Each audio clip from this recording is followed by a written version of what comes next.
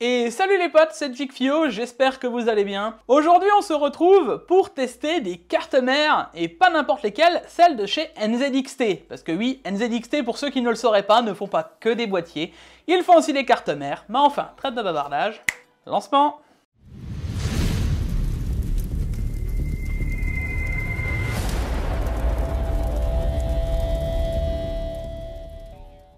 Et nous revoilà les potes. Alors comme d'habitude, on n'oubliera pas, si le contenu te plaît, à lâcher le like, l'abonnement, les réseaux sociaux, tout le tralala, c'est important.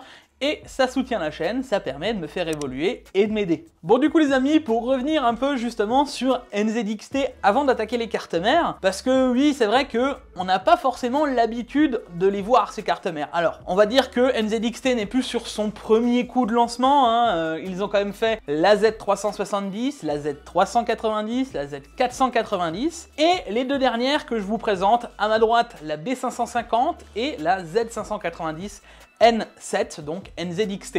Et effectivement, NZXT, c'est pas forcément dans les cartes mères qu'on va plus les retrouver. On a plus l'habitude de les voir du côté des boîtiers, avec le H710, le H510, le H210 et même le H1. Voilà, enfin c'est plus dans ce secteur qu'on le retrouve, ou aussi dans les refroidissements, avec les Kraken, donc les Water Cooling AIO, et là on pourra aussi en citer tout plein. Plus récemment on les retrouve aussi au niveau des ventilateurs avec le AER, et aussi là sans RGB, avec RGB, avec des patins interchangeables, etc. Enfin, NZXT sont quand même ultra présents dans tout ce qui est boîtier et refroidissement. On les a aussi retrouvés récemment dans les alimentations. Alors de ce que j'en avais comme souvenir, c'est pas forcément les alimentations les plus folles qu'on aura vues, mais on sait en tout cas que NZXT est en train de partir dans plein de secteurs, et aussi dans tout ce qui est périphérique. Vous savez que récemment dans un Tech Actu, d'ailleurs je vous le remets dans le petit en haut à droite, on avait présenté le micro de chez NZXT avec Guillaume. Enfin voilà, ils veulent vraiment élargir leur gamme et toucher le plus de monde possible. Et avec ces cartes mères, on va voir si c'est réellement le cas ou pas, et s'il est réellement intéressant d'acheter la B550 ou la Z590. Et pour commencer, il faudrait déjà savoir à qui ces cartes mères vont s'adresser. Alors déjà à mon sens, si vous n'avez pas toute la gamme NZXT, ce que je veux dire c'est le boîtier, etc., ou alors vous voulez vraiment un design très spécifique, mais si vous êtes dans l'idée de vous faire un build 100% NZXT, vous avez compris que cette carte mère est faite pour vous. Parce que si vous avez un boîtier dans le design blanc ou noir, voilà, il n'y a pas de discussion. Alors elle risque d'intéresser plus la B550 ou la Z590 en coloris blanc, tout simplement parce qu'on a très peu de cartes mères totalement blanches. Sachant que là, le carénage, on le voit, la seule chose qu'on voit c'est le CPU et le refroidissement. Si on vient rajouter le Waterblock NZXT, on voit plus grand chose de la carte mère. C'est vraiment full blanc, et ça rend ultra bien dans un boîtier. C'est très minimal et très classe au final. Mais de là, NZXT ne s'arrête pas là, parce qu'ils ont déjà fait des éditions spécifiques. Je me souviens avec la Z370, on a pu retrouver des éditions Fallout, avec les Z390, des éditions PUBG il me semble. Enfin voilà, ils ont fait plusieurs éditions avec des numéros, etc. de cartes mères qui allaient avec les boîtiers. Donc pour les passionnés et ceux qui veulent une configuration 100% Fallout par exemple, je me souviens d'un boîtier 100% Nuka-Cola par exemple. Voilà, on pouvait avoir le cover de carte mère avec le boîtier. Et forcément pour les fans, c'est un petit côté en plus. Je me souviens aussi pour CSGO avec un cover en Hyper Beast, il me semble qu'on pouvait avoir le boîtier, enfin voilà. C'est vraiment des cartes mères pour aller dans un certain style et un certain design qui ne conviendra pas forcément non plus à tout le monde. Maintenant la question qu'on va se poser dans cette vidéo, c'est est-ce qu'elles sont performantes ces cartes mères? Parce qu'on va pas se mentir, des retours que j'en ai eu et des tests que j'avais fait de la toute première carte mère, la Z370, alors là c'est pour vous dire, j'étais même pas encore sur YouTube, j'en avais vite fait parler sur Twitch, c'était pas forcément très fameux, hein. Déjà on arrivait dans le BIOS, c'était clairement pas user friendly, on avait encore les anciens BIOS presque bleus, ça ressemblait même pas à un UEFI, c'était vraiment un BIOS, c'était un peu, il n'y avait pas d'interface graphique, c'était pas avenant, clairement pas, et au niveau des performances, c'était même pas trop ça. D'ailleurs j'ai eu 2-3 retours encore des Z490 où il y avait encore 2-3 petits soucis. Maintenant on sait qu'NZXT s'est associé à ASRock pour le design des cartes mères et pour leur production, dans la logique avec un backup, un feedback finalement d'ASRock qui est quand même beaucoup plus grands, c'est des constructeurs de cartes mères, je veux dire. On peut supposer que les cartes mères vont avoir moins de problèmes et vont être plus solides et durables dans le temps, clairement. Voilà, il n'y a pas de doute, ASRock a quand même fait ses preuves au fur et à mesure du temps, clairement. On va commencer par la connectique, parce que oui, sur les Z490, c'était pas forcément leur point fort. Très peu d'USB, très peu de connectique en général, et NZXT s'est déjà rattrapé en tout cas sur ce point-là. Alors au niveau de la connectique, pour pas faire de grandes différences, parce qu'entre ces deux cartes mères, elles sont très proches, au final l'une de l'autre en termes de connectique. On a déjà du Wi-Fi 6E pour les deux avec leurs antennes, bon ben voilà. On a un Clear CMOS pour les deux, ça c'est très appréciable pour ceux qui veulent faire de l'overclocking, on y reviendra juste après. On a un bouton de start, on a un bouton de reset directement sur la carte mère pour démarrer et reset la carte mère. Encore une fois, pour ceux qui voudraient faire de l'overclocking, pourquoi pas. Alors est-ce que c'est vraiment la destination de cette carte mère? J'ai des doutes. Et en termes de connectique à l'arrière de la board, on retrouvera un USB-C 3.2 Gen 2, 3 USB 3.2 Gen 2 eux aussi, 4 USB en 3.2 Gen 1, 2 USB en 2.0. Alors ça, je ne comprends pas ce que ça vient foutre là, clairement, parce qu'on avait vraiment full USB en 3.2, on aurait au moins pu mettre des 3.0. Je pense que le 2.0 devrait fortement disparaître, donc j'ai pas trop bien compris ce qu'il venait faire là, mais bon soit. Un port Ethernet en 2,5 gigabits, on a toute la connectique audio avec du SPDIF, donc la connectique fibre audio si vous préférez. Enfin clairement la carte mère ne reste pas en reste au niveau connectique. On retrouvera aussi de l'USB 3.2 Gen 2 pour la façade et un USB-C. Du côté du RGB, c'est peut-être un peu plus pauvre, on retrouvera qu'un 3 pins et un 4 pins, donc pour le RGB adressable et le non adressable, et deux prises RGB NZXT. Alors bon, en même temps, c'est un peu normal qu'ils mettent ça en avant, puisque c'est leur technologie, mais bon, du coup, ça risque de faire un petit peu pour ceux qui veulent rajouter du RGB dans leur boîtier. Déjà que les cartes mères n'ont pas de RGB, voilà, ceux qui vont vouloir rajouter des lumières, passez votre chemin, ça risque de faire vraiment limite, ou alors va falloir acheter toute la connectique NZXT. Voilà, bien entendu. Par contre, du côté ventilation, là-dessus, pas de problème. On a 5 systèmes fans, le CPU fan, le pompe, etc. Enfin, là-dessus, pas de problème. Les PWM, vous en trouvez partout sur la carte mère. Bon, alors d'un côté, peu de RGB, mais beaucoup de refroidissement. Moi, ça me séduit plus. En tout cas, là-dessus, la carte mère, on voit qu'ils ont vraiment voulu prendre parti pris et changer en fonction de ce que disait la communauté. Niveau connectique, on est au taquet. Alors, il y a 2-3 petits changements entre la B550 et la Z590. Sur la Z590, on retrouvera un HDMI 2.0 à l'arrière de la carte mère, alors que la B550, elle, a un flashback BIOS et un HDMI en 2.1. Voilà, c'est les deux petites différences qu'on retrouvera, mais il faut quand même dire que le flashback BIOS, c'est quand même un bonus. Parce que si un jour vous avez un problème en chargeant un BIOS ou autre, des fois ça peut sauver votre carte mère. Voilà, c'est quand même agréable de le retrouver sur ce genre de carte mère en général. Voilà, c'est un plus, bravo NZXT là-dessus, c'est une bonne idée, mais pensez à le mettre sur toutes les gammes, je pense que ça pourrait être vraiment intéressant. Et pour terminer sur la connectique, on retrouvera donc les debug LED, les debug LED qu'on retrouve un peu sur toutes les cartes mères, vous savez, les petites LED qui vont dire CPU, RAM, VGA, etc. Donc voilà, jusqu'au bout, pour nous aider dans les erreurs ou si vous faites de l'overclocking. Bien entendu, on regrettera le debug LED numérique là-dessus, bon, je m'y attendais. Il n'y a pas réellement besoin d'en mettre, vu que c'est des cartes mères qui sont censées être dans une utilisation courante et non pas une utilisation d'overclocking. On va en parler juste après. Et maintenant les amis, on va passer à la partie un peu plus compliquée, la partie où je vous bassine à chaque fois parce que c'est réellement important. C'est les VRM, les étages d'alimentation, voltage, régulateur module. J'en parle dans chaque vidéo de carte mère et à mon sens, c'est ce qui différencie réellement une carte mère d'une autre. Parce que oui, avoir une bonne alimentation, ça permet que son CPU ne soit pas bridé par sa carte mère. Et on sait que ASRock, de temps en temps, ont 2-3 petits problèmes. D'ailleurs, je vous laisse encore un tweet sur les Z690 que nous a sorti Hardware Unbox encore il y a très peu de temps et qui va se vérifier d'ici peu à la sortie de la 12e génération. Alors maintenant, on va réellement pouvoir se poser la question avec ces cartes mères qui sont pas prévues pour de l'overclocking, mais plus pour une utilisation tout terrain. Est-ce qu'elles vont tenir ou brider nos CPU? Et là est la vraie question. Du coup, je vais attaquer par la B550 et le mapping de cette carte mère est en 12+2. Donc le +2, ça correspond au SOC, la tension qui va aller vers le contrôleur mémoire, et le reste pour le V-Core. Donc là, on est sur un mapping en dédoublement numérique, donc par le dédoubleur. Donc on a réellement 6 phases d'alimentation de 50 ampères. Ce sont des SIC 654, voilà à quoi me sert ce joli carnet. Dans la logique, ça devrait pouvoir tenir les plus gros CPU, même un 5950X, sans trop de problèmes en tout cas sur le papier. Et du côté Z590, on retrouvera un mapping en 12 plus 2 plus 1 plus 1. Donc le 12 correspond au V-Core, le plus 2 à la mémoire, le plus 1 au VCC-IO et l'autre au VCC-SA. Donc voilà, c'est toute l'alimentation de la carte mère en général. Et on se retrouve là encore par un mapping en dédoublé numériquement avec un contrôleur. Et on est aussi sur des CIC 654 de 50 ampères. Donc là encore une fois, on devrait pouvoir tenir les plus gros CPU, donc du 10900K et du 11900K sur ces cartes mères, en tout cas sur le papier. Alors là, vite fait, pour faire le point, je me suis un peu posé la question, puis j'ai fait quelques recherches, et du coup, ce mapping d'alimentation VRM, on le retrouve sur la B550 Steel Legend, ou la Z590, Steel Legend de chez ASRock. C'est très très similaire, et il n'y a pas en tout cas eu de problème de limitation sur ces cartes mères. Par contre, ce qu'on peut réellement se poser, c'est est-ce qu'on est vraiment plus cher ou moins cher avec ce genre de carte mère sur du Steel Legend ou non.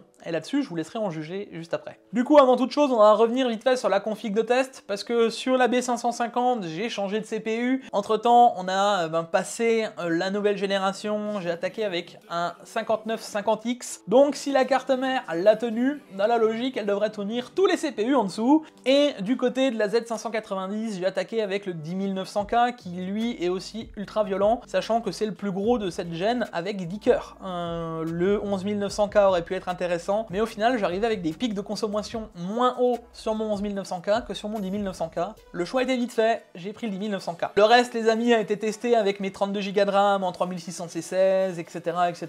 Voilà, tout ce qu'il y a de plus classique comme d'habitude. On aura fait un peu d'overclocking aussi dessus, vous allez le voir dans le BIOS, tous les paramètres sont débloqués. D'ailleurs, on peut vite fait en parler de ce BIOS qui est quand même beaucoup plus agréable. On sent la patte graphique d'ASRock, clairement, avec du côté de la Z590 un menu Easy Mode, donc on retrouve tout dessus, etc. La B550, on tombe directement dans le menu classique avec tous les paramètres, mais on retrouve bien tout séparé, l'overclocking, le boot, etc. Enfin, c'est beaucoup plus avenant et ça donne beaucoup plus envie de se promener. Après, c'est pas forcément les BIOS qu'on a l'habitude de voir. On est loin d'un BIOS Asus, on est quand même loin d'un BIOS MSI, mais au final, ceux qui ont l'habitude de se promener dans les BIOS ASRock, vous devriez pas trop être perdus, voilà.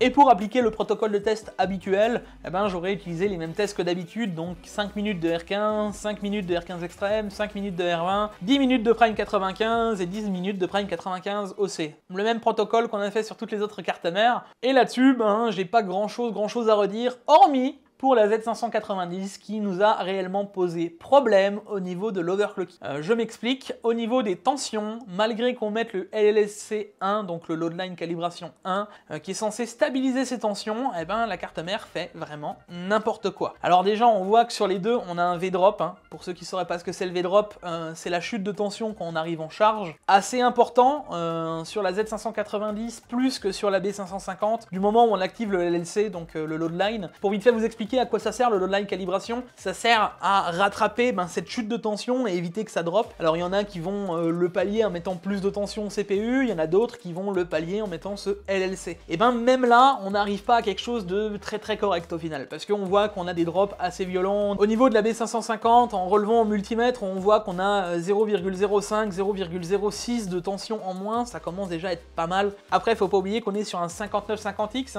ceux qui viendront avec un 5600, ça devrait pas trop mal se passer. Mais du côté Z590, les amis, c'est une dinguerie. Déjà, la tension au niveau du contrôleur, elle fait ce qu'elle veut. On lui demande 1,40, déjà c'est énorme. On voit que le CPU ne tourne jamais de la vie à 1,40 parce que il monte pas en température. Je connais mon CPU, c'est le CPU que j'utilise tout le temps, le 10900K. On a 75 degrés. À 1,40, les amis, malgré mon water cooling custom, il est censé monter au plafond. Il est censé shutdown instant. Par souci de température, on arrive au TJ max instantanément. Et là, c'est pas le cas. 70, 72 degrés. Il y a vraiment un problème dans le fond. Soit mon 10900K a totalement changé du tout au tout, soit il n'applique ni la fréquence ni la tension. Et j'ai commencé un peu à rechercher, alors j'ai vu que j'étais pas le seul à avoir ce genre de problème et ce genre de soucis au niveau de la Z590. J'ai commencé à me dire, bon, voilà, ça me rassure, et les mises à jour BIOS, parce que j'ai mis la dernière match de BIOS dans les deux cartes mères, n'a rien changé. Donc j'ai fait bon, donc qu'est-ce que je peux dire, qu'est-ce que je peux faire? Pas grand chose au final, si la carte mère ne veut pas tenir la fréquence en overclocking et en tension. Et vous le voyez dans les extraits que je passe, hein, à 5.2 encore en overclocking classique sur R15 ça passait, du moment où on arrivait à 5.3, la tension elle montait à 1.40, elle redescendait à 1.20, enfin elle faisait vraiment ce qu'elle voulait, ma fréquence elle passait de 5.3 à 4.8, 3.8, enfin la carte mère elle était en panique totale avec le 10900K et je trouve ça vraiment dommage parce que sinon ben on aurait pu vraiment aller plus loin que cette carte mère et vraiment pousser. Alors bien entendu, comme je le disais, c'est pas forcément la destination de ces cartes mères. On se retrouvait sur Prime 95 sur la Z590 à 66 degrés en version non OC parce qu'au final on tenait quand même les 4.9 et elle tenait ben 1.1 aux mesures multimètres parce que aux mesures de la carte mère, on était à 1.27, 1.23, encore une fois, elle faisait ce qu'elle voulait. Donc le contrôleur, en tout cas la sonde de tension, elle indique n'importe quoi. Et encore une fois, voilà l'importance de le vérifier au multimètre sur certaines cartes mères. Sur la B550, par contre, la stabilisation est ultra stable, et que ce soit en overclocking ou non, là-dessus on n'a pas eu trop de problèmes. 63 degrés avec les VRM en overclocking, bon, ça tiendra un 5950X. C'est pas les meilleures températures qu'on aura pu avoir sur toutes les cartes mères, hein, vous le savez, sur le 3950X qu'on avait à l'époque. Ça tournait plus ou moins pas trop mal, on arrivait à descendre à des 45 degrés, donc bon, on voit qu'il y a encore un degré de marge du côté NZXT, mais ça reste honorable. Des VRM à 63 degrés avec le plus gros des processeurs, vous n'aurez pas trop de problèmes si demain vous mettez un 3600 ou un 3700, 5600, 5800, ça passera ultra crème, pas de stress. Et du coup, ben, je suis un peu tristoun de me dire que la Z590 ne passera pas au-delà des 5.2 pour ceux qui voudraient aller un peu plus loin.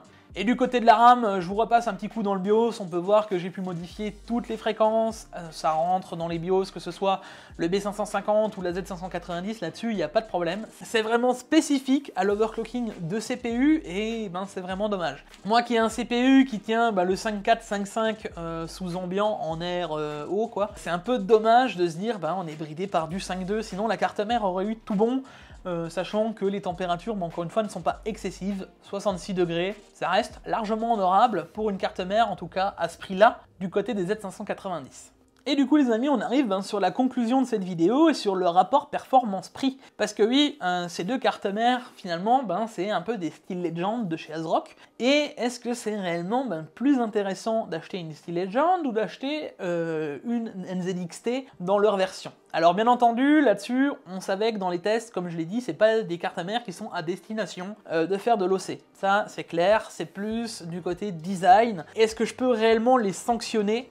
Quand même un petit peu, oui. Parce qu'au final, quand on paye une carte mère, en tout cas du côté B550, avec des prix aussi hauts, parce que là on parle de prix premium sur les B550, hein, c'est les prix les plus hauts qu'on retrouve en termes de ce chipset, on est sur 280 € pour la version noire, à 300 € pour la version white. Et là, on peut réellement se poser la question, sachant qu'une Steel Legend, on la retrouve aux alentours de 185 à 190 €. Ça fait quand même un écart assez grand. Bon, d'un autre côté, la carte mère, elle tient quand même le choc. On a quand même un CPU qui tient la route, pas de problème d'overclocking, des scores corrects. Il n'y a pas non plus de quoi crier au loup au final, mais voilà, le rapport performance-prix, il est clairement pas là. Je dirais que cette carte mère, elle peut être réellement intéressante si vous la retrouvez aux alentours de 220, 200 € en promo. Là, il y a un réel intérêt. Vous avez un boîtier NZXT, vous vous dites, ok, peu importe le CPU, ça va tenir. Je peux faire de l'overclocking, je peux tirer toutes les performances de mon CPU, de ma RAM, etc.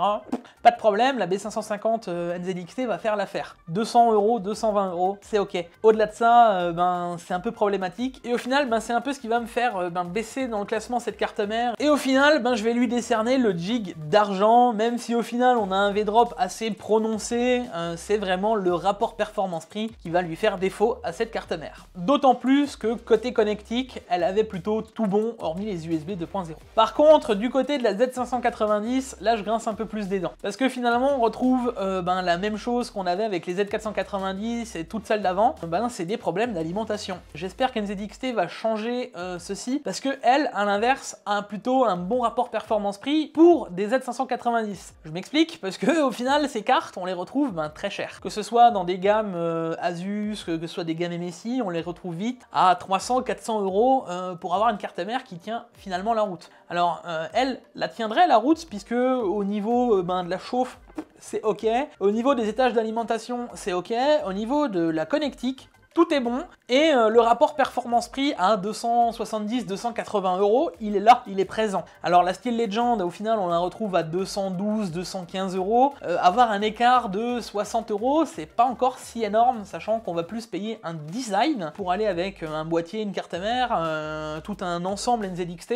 Je trouve pas ça si cher. Mais le problème, ça va être réellement l'alimentation du CPU et de pas pouvoir faire ce qu'on veut avec son CPU. Pour moi, ça lui fait quand même descendre la note assez sévèrement et on va tomber sur un gig de bronze. Il manque encore le petit truc qui va faire qu'on arrive sur de l'argent ou du or, vraiment le côté de l'alimentation, et c'est réellement ce qui pêche. Alors, on est quand même sur une grosse amélioration, on note quand même un BIOS de meilleure qualité, des composants plus poussés, derrière un feedback et un backup d'ASRock, donc c'est plutôt cool, mais il manque encore le petit feeling pour arriver sur quelque chose d'excellent sur cette carte mère, malgré son rapport performance-prix. Et bien les amis, je pense qu'on a fait le tour de ces deux cartes mères et on arrive à la fin de cette vidéo, donc n'hésite pas à me dire toi dans les commentaires si tu as déjà acheté une NZXT dans ta vie, et aussi si tu voudrais que je fasse un tuto mise à jour BIOS de ces deux cartes mères. Ça pourrait être intéressant de savoir comment on fait la mage BIOS. J'avais dit que je les ferais sur toutes les cartes mères, pourquoi pas aussi le faire sur elles, puisque c'est un BIOS assez différent quand même de ce qu'on retrouve couramment, donc dites-le moi. Et puis qu'est-ce que tu penses aussi de cette carte mère en termes général. Allez, pour terminer, on n'oubliera pas le pouce bleu, l'abonnement, la cloche, etc. Les réseaux sociaux, ça me fera très plaisir de te voir ailleurs que sur YouTube. Et puis les amis, on se retrouvera pour une prochaine vidéo. C'était Jigfio, à la prochaine. Ciao!